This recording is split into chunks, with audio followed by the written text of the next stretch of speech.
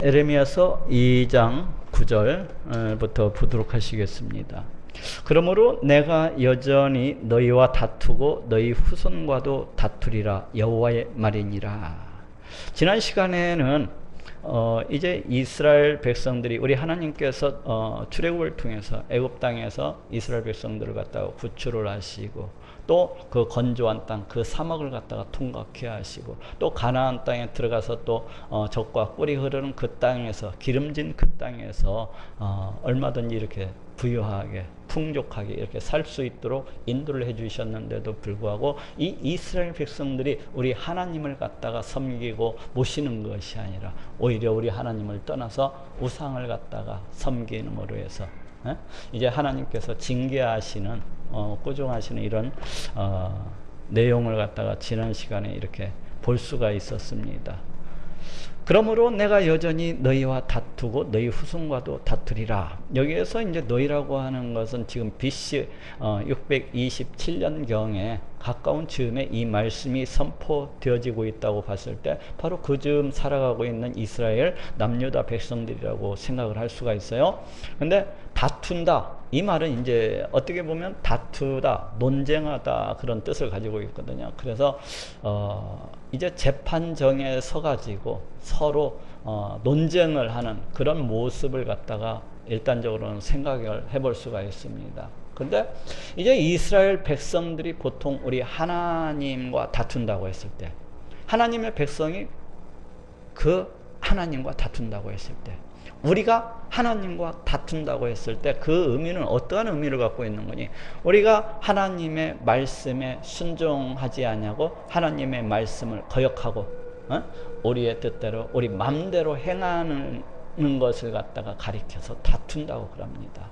그래서 우리가 흔히 그러잖아요. 어떤 사람들이 하나님의 말씀에 불순종해가지고 지가 하고 싶어 하는 대로 가는 사람을 보면서 그러잖아요. 저 사람은 이제 하나님하고 지금 싸우고 있다고 그러잖아요. 하나님하고 다투면 우리 하나님하고 싸우면 누가 이깁니까? 당연히 우리 하나님이 이기죠. 그리고 우리 하나님하고 다투는 사람한테는 오직 회초리와 형벌만이 뒤따를 뿐이에요. 하나님께서 이렇게 하라면 거기에 냅다 하고 순종하는 게 제일 1등이지, 괜히 그 말씀에 순종하지 아니하고 지가 잘났다고 하면서 방구 끼고 썩내고 그러면은 그 사람은 하나님과 다투는 사람입니다. 결국에는 우리 하나님께로부터 매질을 당하고 징계를 당하고 심판을 당하게 되는 겁니다. 지금 내가 여전히 너희와 다투고, 그렇기 때문에 다툰다는 얘기는 굉장히 좋지 않은 얘기예요. 어떻게 보면은 우리 하나님께로부터 매질과 그 책벌과 형벌이 이미 보장이 되어 있는 것이라고 할 수가 있기 때문에 그다지 좋은 얘기가 아닙니다. 너희 후손과도 다투리라. 어떤 죄의 영향력에 대해서 지금 일컫고 있습니다. 보통 하나님의 어떤 징계, 체벌이라고 하는 것은 그 당사자가 어떤 잘못했을 때 이렇게 그 사람에 한해서 이렇게 징계하는 것을 볼 수가 있는데, 지금 여기에서는 그 후손들도 다투리라 하고 말씀하고 있어요. 이것은 지금 우리의 어떤 죄악이라고 하는 것은 우리의 어떤 죄악이라고 하는 것은 우리에서 끝나는 것이 아니라 그 죄악이 그 후손, 우리의 후손들에게까지 그 영향력이 미친다는 것입니다. 내 잘못이 나 한 사람의 잘못으로서 이렇게 끝나는 것이 아니라 바로 내 후손, 내 자녀들한테, 그리고 그 밑에 있는 자녀들까지도 그렇게 영향을 갖다 미친다는 거예요. 내가 우상 숭배를 갖다가 가령 한다고 해봅시다. 그러면 그 자녀들도 똑같이 그걸 따라서 배우는 겁니다. 또 그 밑에도 똑같이 따라서 배우는 거예요. 결국에는 너희의 그 우상 숭배, 너희의 그 잘못된 행위가 너희 자녀들을 갖다가 잘못되게 만들 것이고, 그 자녀들 또한 나오고 다투게 될 것이라고 지금 말씀을 갖다가 하고 계신 겁니다. 너희 후손과도 다투리라 여호와의 말이니라. 결국 이 말씀대로 지금 이때 당시 어떤 이 심판 경고의 말씀을 들었던 이스라엘 백성들 뿐만 아니라 이 후손들까지도 전부 다 나중에 몇십 년 뒤에 그 바벨론의 포로로 다 끌려가는 것을 볼 수가 있습니다. 끝까지 하나님 말씀에 불순종하고 우리 하나님과 다투다가 너희는 기띔 선들에 건너가 보며 기띔 섬들이라고 하는 것은 우리가 사도행전 때 많이 했었는데 바울의 제1차 전도 여행지였던 바로 그 구브로 섬을 갖다가 구약에서는 기띔 섬이라고 일컫습니다. 구브로 섬. 오늘날로 말하면 키프로스 섬이라고도 그렇게 불러요.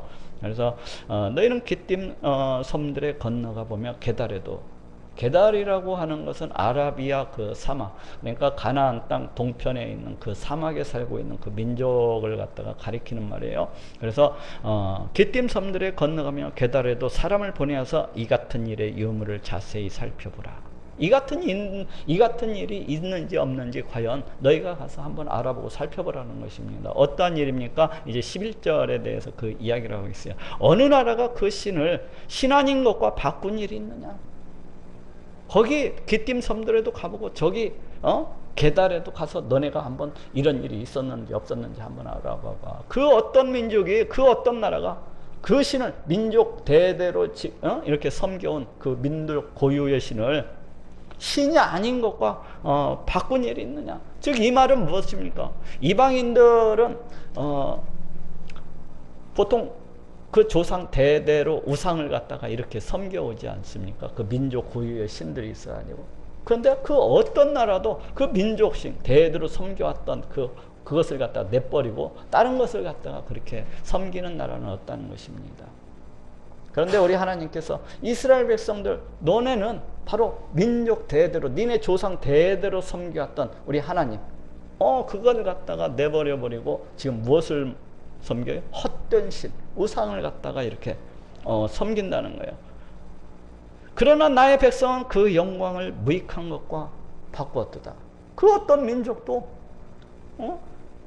자기가 그 대대로 섬겨온 신을 내버리고 다른 신을 갖다가 지대를 만들어 갖고 그렇게 섬기는 민족이었는데, 근데 정작 하나님의 백성이라는 내 백성은 그 영광을 무익한 것과 바꾸었도다. 그 영광이 뭐예요? 바로 우리 하나님과 우리 하나님께 속한 모든 것들을 갖다가 그 우상과 바꿨다는 거예요.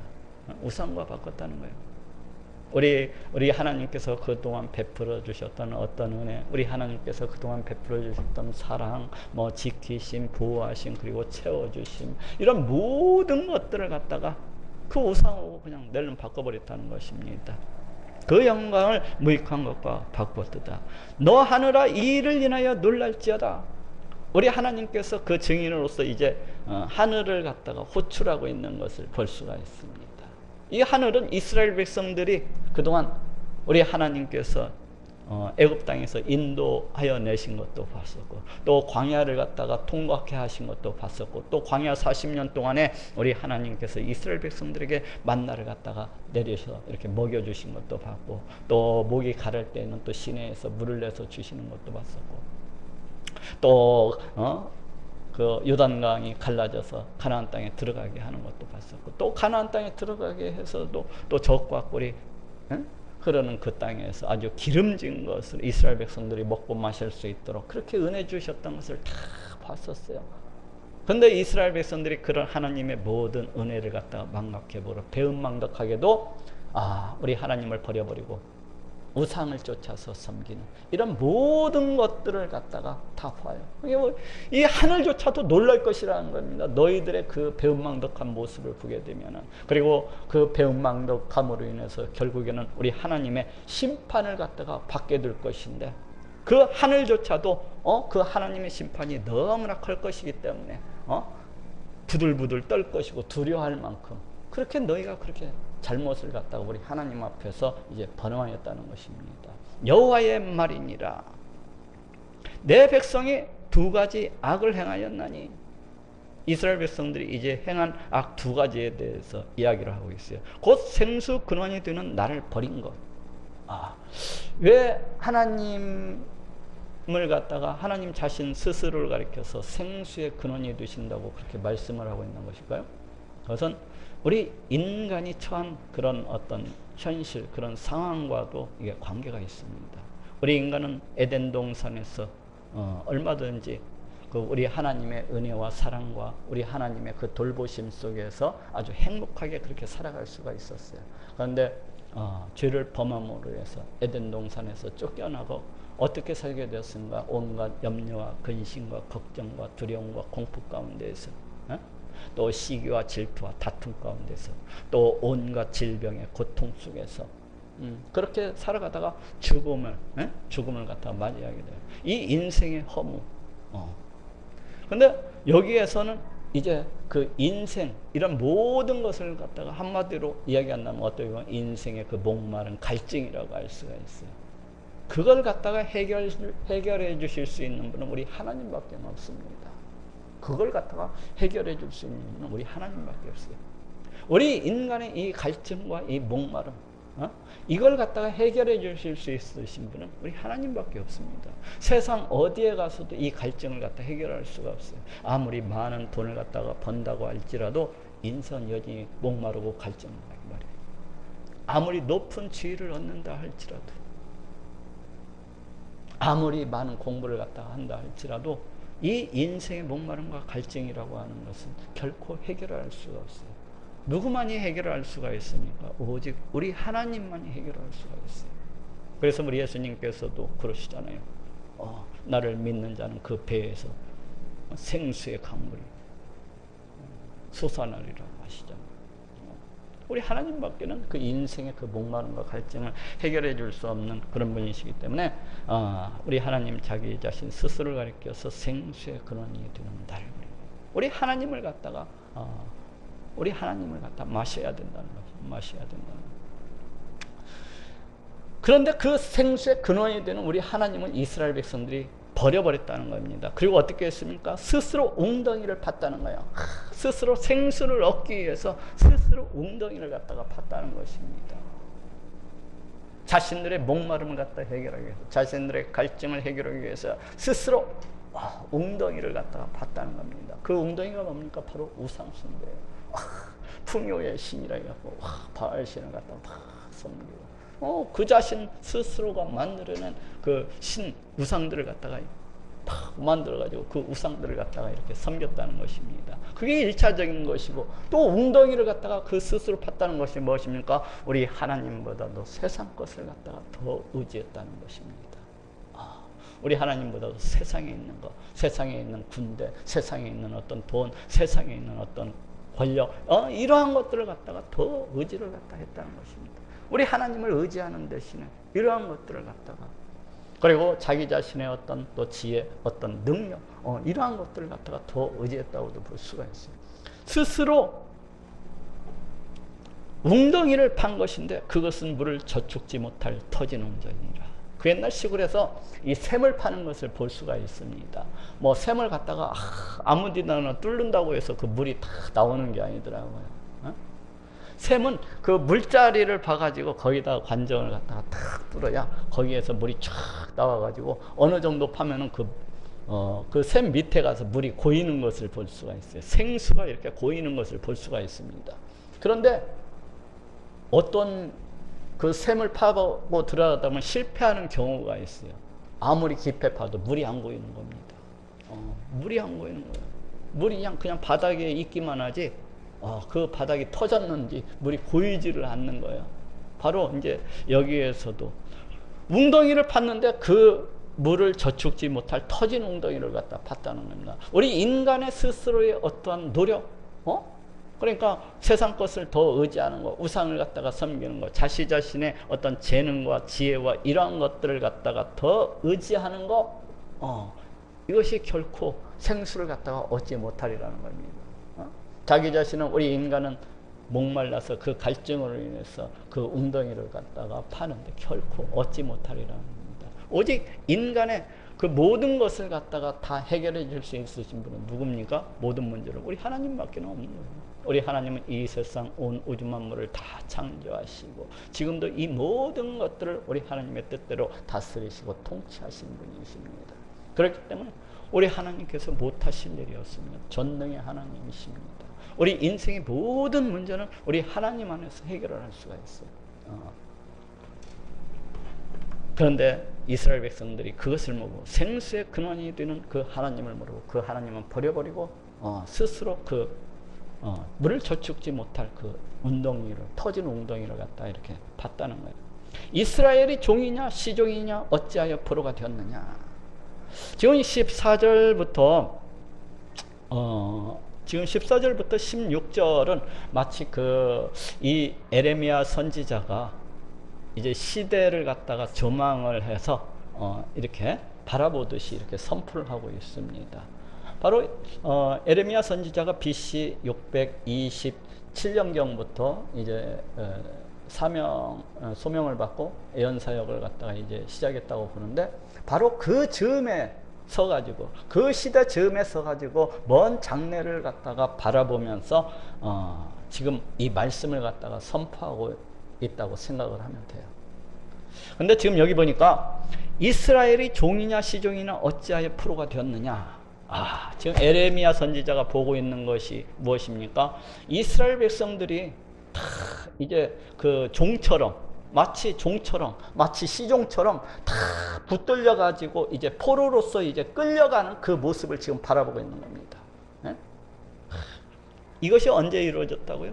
BC 605년 제1차 바벨론 포로, 그 다음에 BC 597년에 제2차 바벨론 포로, 그리고 제3차 바벨론 포로인 BC 586년. 이스라엘 백성들이 전부 다 바벨론에 의해서 다 이렇게 종처럼, 시종처럼 다 엮여가지고 그 포로로 이렇게 끌려가는 것을 볼 수가 있습니다.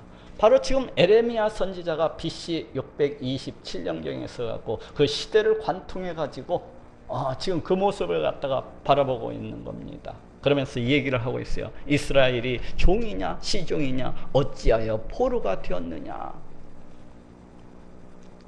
여기에서 시종이라고 하는 것은 보통 고대 시대 이제 노예라고 하는 것은 보통 주인의 소유거든요. 그래서 시장에 내다 팔 수도 있고 사오기도 하고 주인의 재산처럼 그렇게 통용이 되었습니다. 그래서 그 어떤 노예가 있으면은 그 노예의 마누라도 바로 주인의 소유입니다. 이 사람의 와이프이기 이전에 앞서서 주인의 소유예요. 그리고 서로 노예가 어쩌습니까? 이제 결혼을 해갖고 또 자식을 낳게 되면 그 자식 또한 주인의 소유입니다. 그 자식조차도. 그래서 그 노예끼리 이렇게 결혼해갖고 낳게 되면 그 자식을 갖다가 가리켜서 바로 시종이라고 그렇게 부릅니다. 다 주인의 이 소유, 다 노예죠. 그래서 지금 이 이스라엘 백성들이 바로 이 노예들처럼 이제 팔려가게 될 것을, 바벨론 땅에 그 팔려가게 되는 모습을 갖다가 지금 바라보면서 말씀하고 있는, 이스라엘이 종이냐 시종이냐 어찌하여 포로가 되었느냐. 어린 사자들이 너를 향하여 부르짖며 소리를 날려 네 땅을 황목케 하였으며 네 성읍은 불타서 거민이 없게 되었으며. 여기 보니까 어린 사자들이라고 나오고 있어요. 이 어린 사자들이 바로 BC 627년경에 아수르 왕이었던 아수르 반니파리가 이제 사망을 하게 되면서 아수르 세력은 급격하게 쇠망을 하게 됩니다. 급격하게 쇠퇴의 길을 걷게 돼요. 그럴 때 바로 이 아수르 속국에 속해 있었던 이 바벨론이 그 틈을 타서 이제 세력을 갖다가 확장을 하게 됩니다. 나중에는 이 바벨론이 엄청나게 커져가지고 이 애굽 북쪽 지역의 땅까지 점령할 정도로 그 고대의 큰 세력을 갖다가 형성하는 것을 볼 수가 있어요. 바로 지금 이 에레미야 선지자가 이 예언의 말씀을 선포하고 있는 바로 이때만 해도 바벨론이라는 나라가 이제 막 세력을 키워나가고 있었기 때문에 어린 사자라고 할 수가 있어요. 어린 사자라고 할 수가 있어요. 그래서 그 어린 사자들이 너를 향하여 부르짖으며 소리를 날려 네 땅을 황무케 하였으며 네 성읍들은 불타서 거민이 없게 되었으며. 지금 여기 보니까 완료형으로서 이렇게 우리 한글 개역 한글을 보니까 다 완료형으로서 이렇게 나와 있어요. 근데 이제 원문에 보니까 이것이 미래 완료도 있고 그냥 완료도, 이게 막 섞여 가지고 이렇게 나오고 있더라고요. 근데 어쨌거나 완료형이 쓰이고 있어요. 근데 히브리어에서 이 완료형이라고 하는 것은 어떤 일의 동작이 완료되었을 때 나타나는, 쓸 때 이제 완료형을 주로 씁니다. 그리고 미완료형이라고 하는 것은 말 그대로 아직 이루어지지 아니한 동작을 갖다가 나타낼 때 미완료형을 써요. 근데 중요한 것이 뭐가 있는 거니? 이 완료형의 이 문장이라고 하는 것은, 완료형이라고 하는 것은 꼭 완료된 그 문장을 나타내기만 하는 게 아니에요. 문맥에 따라서는 먼 미래에 이루어질 예언, 그것을 갖다가 미래 확신을 나타낼 때 또 완료형을 씁니다. 미래 장차 되어질 일을 갖다가 확신할 때, 지금 바로 에레미야 선지자가 그럽니다. BC 627년경에서 먼 시대를 관통해서 지금 보고 있는 겁니다. 그래서 마치 이미 이루어진 것처럼 지금 그렇게 예언을 하고 있습니다. 마치 이미 이루어진 것처럼, 마치 이미 이루어진 것처럼 반드시 이루어지리라는 겁니다. 우리 하나님께서 말씀하시기 때문에. 이것이 언제 이루어졌습니까? 그 뒤로부터 20-30년이 지나가지고 BC 605년에 느부갓네살에 의해서 예루살렘 백성들이 모두 다 제1차 포로, BC 597년에 제2차 포로, BC 586년에 제3차 포로로 해서 끌려가는 것을 볼 수가 있어요. 그때 유대의 온 땅이 그 황무해지고 성읍들이 불타서 거민이 없게 되는 그러한 현상을 갖다가 이제 볼 수 있게 되는 것입니다. 그런데 학자들에 따라서는 이 어린 사자들을 갖다가 또 아수르라고 보는 그런 사람들도 있습니다. 아수르라고 그렇게. 그래가지고 지금 여기에서 15절에서 이야기하고 있는 이 사건을 BC 722년에 있었던 북이스라엘 멸망 사건이다. 또 그리고 하나 더 추가한다면 BC 701년에 있었던 사네립, 아수르 사네립이가 예루살렘을 갖다가 둘러싸고 유대 땅을 갖다가 황토화시킨 이 사건을 갖다가 가리키는 일이다 하고 주장을 하기도 해요. 그런데 그 뒤에 10절에 가서는 또 이 사람들이 어떻게 이야기하는 거니? 이것은 또 예언이다 하면서 또 이렇게 주장을 합니다.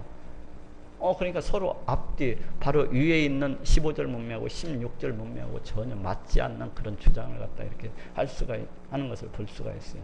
근데 이것은 앞으로 장차 되어질 일을 갖다가 에레미야 선지자가 BC 627년경에 서가지고 지금 보는 것처럼 이루어진 것처럼 그렇게 예언을 갖다가 선포하고 있는 것입니다.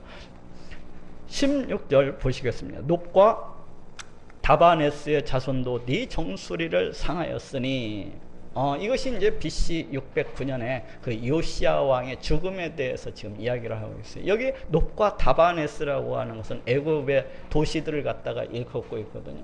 이 애굽의 자손도 네 정수리를 상하게 할 것이라는 겁니다.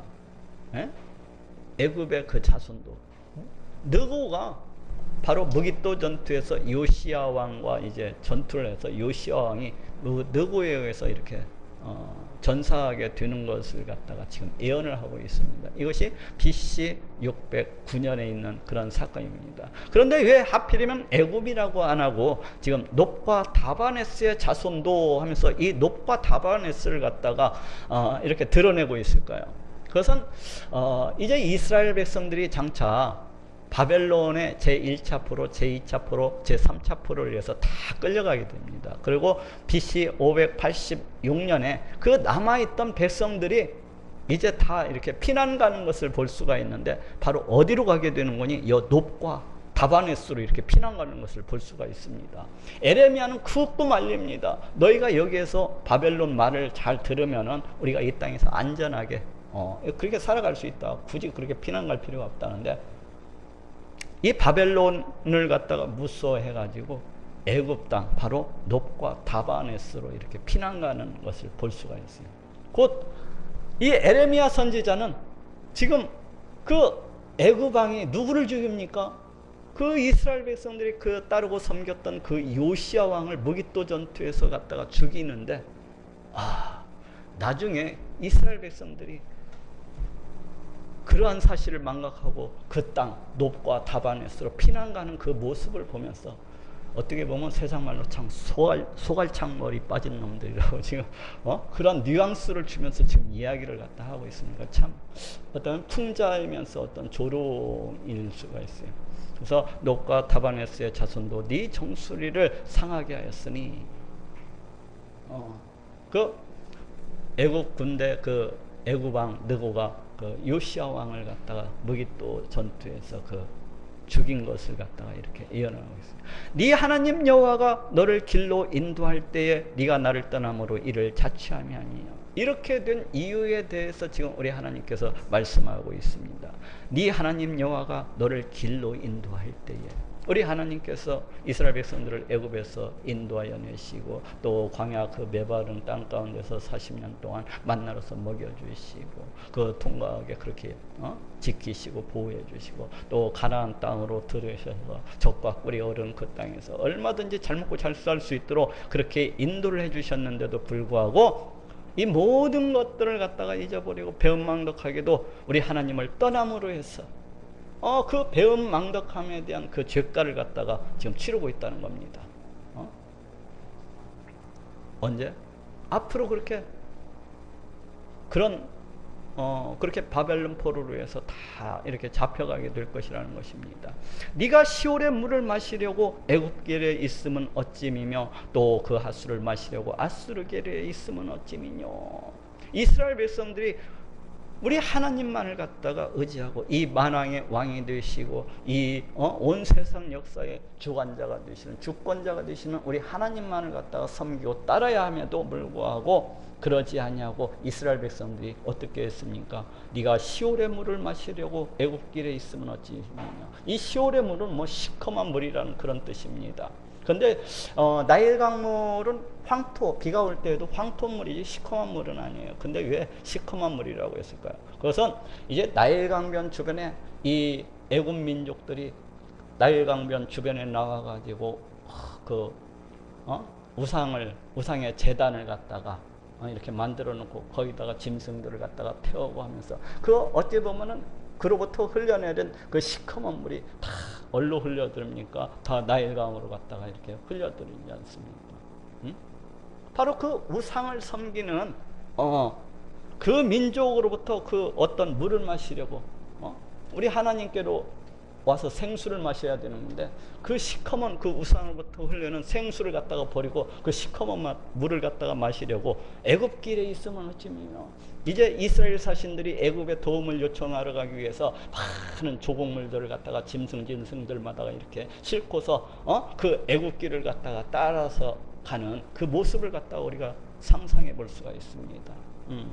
네가 시올의 물을 마시려고 애굽길에 있으면 어찌미요. 또 그 하수를 마시려고, 하수라고 하는 건 유프라테스 강물을 말합니다. 생수의 근원이 되시는 우리 하나님을 버려버리고 그 썩은 물, 그 유프라테스 그 강물을 마시기 위해서 아수르 길이 있으면 어찌며. 이 아수르 나라의 그 조공을 보내기 위해서 짐승들 가득 해가지고 그 사신을 갖다가 떠나보는 그 이스라엘 백성들의 모습을 갖다가 이렇게 바라볼 수가 있는 거예요. BC 627년경, 그러니까 아수르 반니파리가 사망하고 이제 이 예언이 선포가 되고 있는데, 그때 이스라엘 조정에서는 친애굽파와 친아수르파가 둘로 나뉘어 있었어요.